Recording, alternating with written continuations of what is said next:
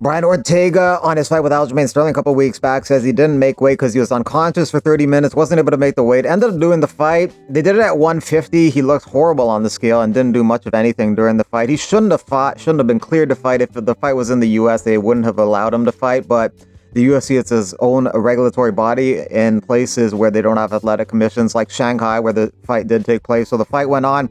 He lost the unanimous decision. He probably should go up to 155 now. I thought he was going to do that for this fight because he talked about it for a while, but ended up taking the featherweight fight, failed at making the weight, and failed at winning the fight. Chilling and kind of give you guys my whole experience. I cut weight on Thursday.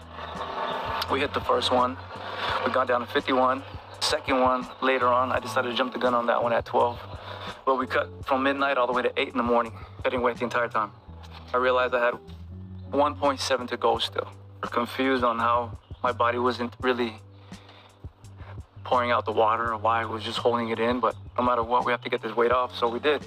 We went downstairs at about 8 something, decided to cut more weight, put the plastics on, sweet sweat, I mean, you name the whole thing. I hit 20 minutes on the bike. Once I got off, I went unconscious. I was unconscious for about 30 minutes. During that time, they were putting ice on me. They took all my clothes off. They left me in boxers. Woke up in the ER. I ripped everything off. I tried to speak. I couldn't really, translate to them because I'm like, if they don't take everything off, I'm gonna take it off myself. So I started taking everything off myself. We knew that we had a time limit to get to the weigh-ins. Otherwise, I could not fight.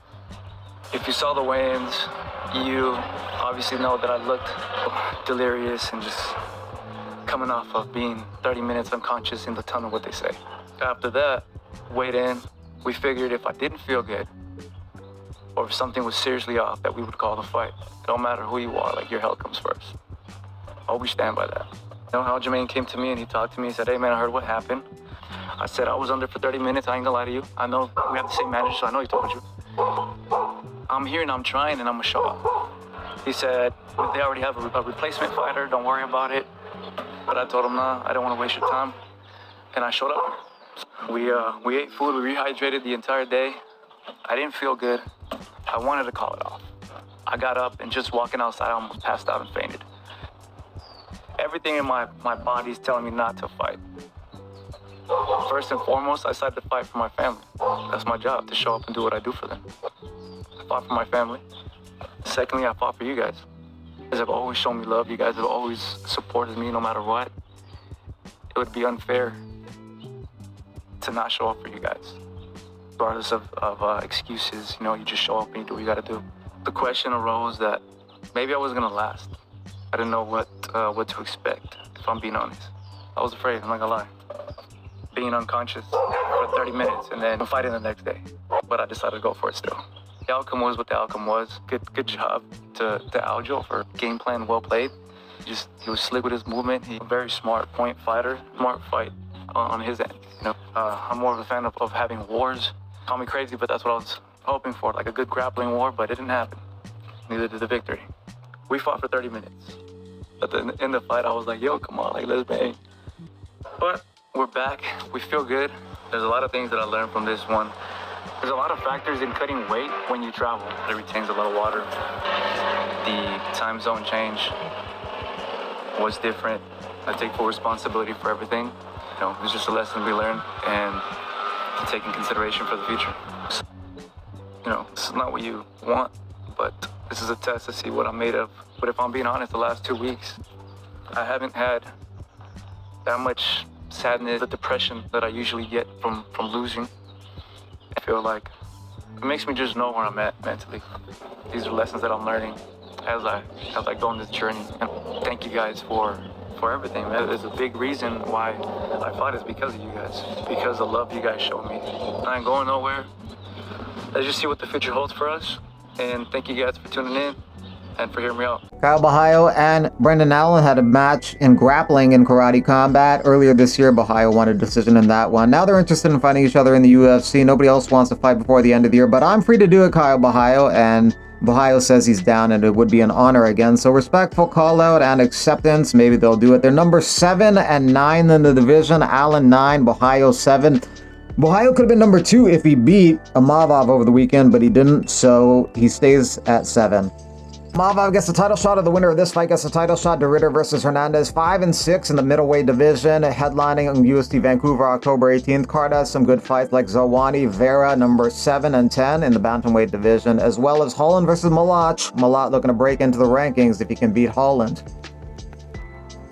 First time we've ever seen a UFC embedded for boxing. It's a lot different. Never thought we'd see in Canelo on an embedded episode. Shows that TKO putting way more focus on the boxing event, Canelo versus Crawford, than the UFC Noche card this weekend.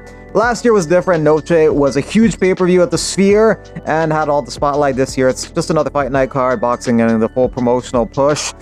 You don't have to pick one or the other though.